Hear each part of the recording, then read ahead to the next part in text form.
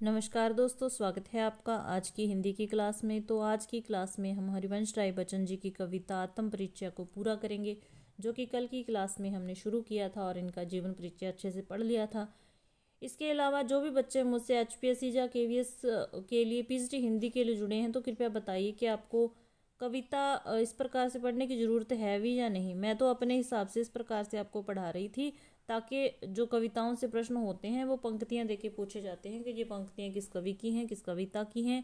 तो जब तक आप नहीं देखोगे आपको कैसे पता चलेगा कि ये कहाँ से ली गई हैं। तो अगर आपको ज़रूरत नहीं है तो हम क्वेश्चन आंसर करने की कोशिश करेंगे, तो आप कमेंट में ज़रूर बता देना, ठीक है। तो कल हमने आत्म परिचय काफ़ी कर ली थी, व्याख्या देख ली थी। कुछ बातें मतलब होती हैं जो अंदर से पूछ ली जाती हैं, तो आप व्याख्या करोगे तो आपको अच्छे से पता चल जाएगा, ठीक है। तो यहाँ तक हमने इसको कंप्लीट कर लिया था। आगे है, कर यतन मिटे सब सत्य किसी ने जाना, नादान वही है हाय यहाँ पर दाना। तो मैं मोटा मोटा आपको बताती चलूँगी, ठीक है। तो इन पंक्तियों में कवि कहता है कि संसार में सत्य को जानने की बहुत लोगों ने कोशिश की है, बड़े बड़े महापुरुषों ने भी सत्य को जानने की कोशिश की है। सबसे पहले आपने ध्यान रखना है, जो सत्य शब्द है वो ब्रह्मा के लिए मतलब परमात्मा के लिए प्रयोग किया गया है, और यहाँ पर जो दाना शब्द है इसका प्रयोग अक्लमंद या समझदार व्यक्ति के लिए किया गया है, ठीक है। तो कवि कहता है कि सत्य को जानने की कोशिश तो बड़े बड़े महापुरुषों ने की है, लेकिन कोई भी सत्य को नहीं जान पाया है, ठीक है। और ये कहते हैं कि इस संसार में आज तक सत्य को कोई पहचान ही नहीं पाया। और दूसरी बात कि अगर इस संसार में समझदार व्यक्ति रहते हैं तो इस संसार में नासमझ और मूर्ख व्यक्ति भी निवास करते हैं, ठीक है। आगे कवि संसार को संबोधन करते हुए कहता है कि यह बात जानकर भी यह संसार मूर्ख है, जो इसके बावजूद भी सीखना नहीं चाहता। मतलब कि जबकि पता है कि सत्य को कोई नहीं जान पाया है, कोई नहीं जान सकता है, फिर भी सत्य को जानने की कोशिश की जाती है, तो ये संसार भी मूर्ख है। मैं तो भूले हुए ज्ञान को सीखने का प्रयास कर रहा हूँ, मैं सीख रहा हूँ सीखा ज्ञान भुलाना, ठीक है। तो कवि कहता है कि मैं तो भूले हुए ज्ञान को सीखने का प्रयास कर रहा हूँ। कहने का भाव है कि अटल सत्या बुद्धि से परे है, अटल सत्या बुद्धि से परे है, उसका बुद्धि से कोई लेना देना नहीं है। ऐसा नहीं है क्योंकि बुद्धिमान व्यक्ति होगा तो वो अटल सत्य को जान लेगा या उसको पा लेगा। उस परम सत्य को कोई भी विद्वान या बुद्धिमान नहीं जान सका है। इन पंक्तियों में कवि ने यही बताया है, ठीक है। आगे है जी, मैं और जग और कहाँ का नाता।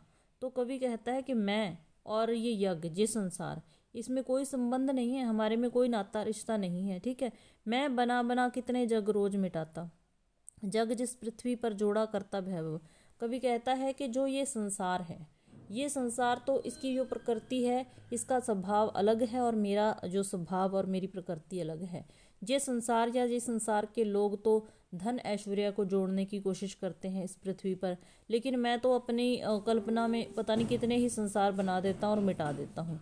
जग जिस पृथ्वी पर जोड़ा करता भैरव, मैं प्रति पग से उस पृथ्वी को ठुकराता। मतलब कि जो जग है इस पृथ्वी पर धन वैभव इकट्ठा करने की सोचता है, धन वैभव शान शौकत इकट्ठा करता है, जोड़ता है। मैं तो पग से ही ऐसी शान शौकत भरे संसार को मतलब कि अपने पैरों से ठोकर मारता हूँ, क्योंकि मुझे किसी भी धन संपत्ति ऐश्वर्य शान और शौकत का कोई मोह नहीं है, ये कवि कहना चाहते हैं, ठीक है।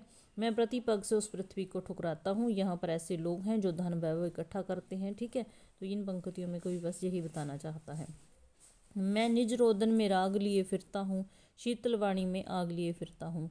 तो कवि कहता है कि मैं अपने आंसुओं में भी प्रेम भरा गीत छिपाए फिरता हूँ।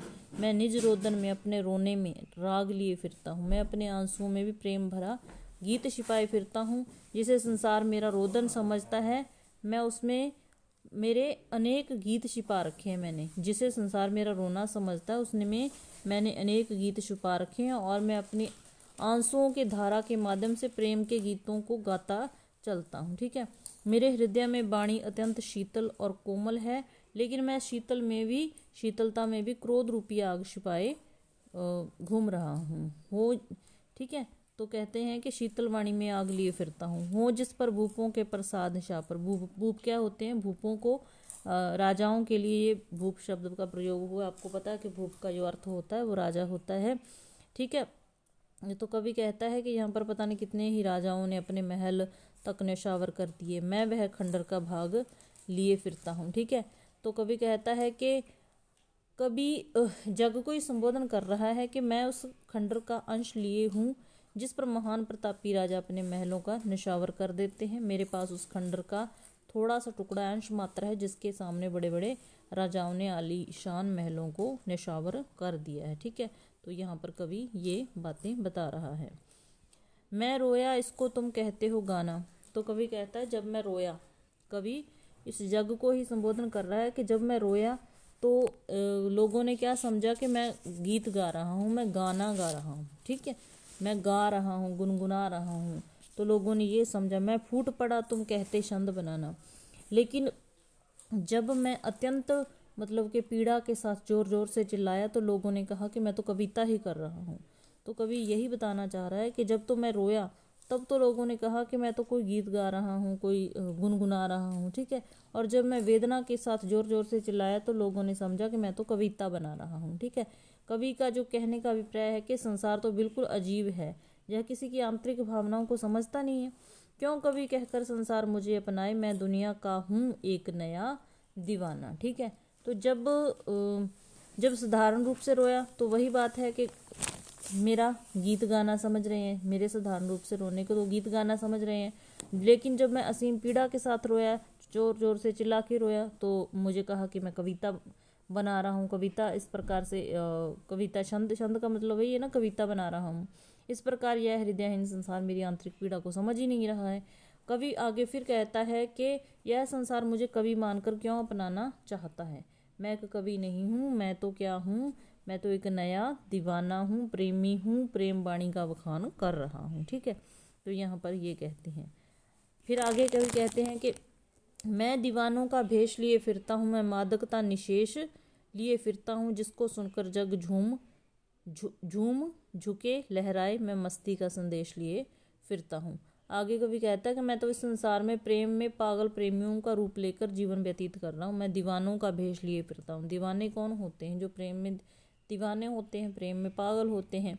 अर्थात मैंने अपने हृदय में एक प्रेमी को बिठाकर उसी का भेष धारण कर लिया है। ठीक है, तो यही कहते हैं कवि, मेरे हृदय में अभी भी थोड़ी सी मादकता है। मादकता क्या है? प्रेम की मादकता है, प्रेम का नशा, और इसी नशे में डूबकर मैं जी रहा हूँ। ठीक है, कवि कहता है कि इस जो हृदयहीन और दुखी संसार को ऐसा मस्ती का संदेश देना चाहता हूँ। हृदयहीन है जो संसार प्रेम की भावनाओं को नहीं समझता, प्रेमी के मतलब के हृदय की भावनाओं को नहीं समझता, तो ये जो हृदयहीन संसार है मैं इसके लिए मस्ती का संदेश देना चाहता हूँ। ठीक है, तो जिसको सुनकर ये संसार भी क्या हो जाए, झूम उठे। मैं मस्ती का संदेश लिए फिरता हूँ। तो बस ये कवि कहता है कि मैं तो इस संसार को प्रेम का गीत बढ़ाना चाहता हूँ, गीत सुनाना चाहता हूँ, ये भी प्रेम के नशे में झूमे, मस्ती में लहराए। ठीक है, तो यही बातें कवि कहना चाहता है। संसार को संबोधन अगर आपसे पूछा जाए कि ये कविता किसको संबोधित की गई है, तो ये संसार को संबोधित की गई कविता है। सारी बातें संसार से मतलब के तुलना की है कि मैं ऐसा हूँ, संसार ऐसा है। ठीक है, संसार धन धन ऐश्वर्य शान शौकत का लोभ करता है, मैं इस प्रकार से ये लोभ नहीं करता हूँ। तो ये सारी चीज़ें इसमें कवि ने बताई हैं। उम्मीद है आपकी ये कविता मैंने पूरी कर दी है। और कल जो गीत है बिल्कुल छोटा सा है, थोड़ा सा हम पढ़ लेंगे उसको। तो मिलते हैं फिर नेक्स्ट क्लास में। ठीक है, तो तब तक के लिए बाय, धन्यवाद।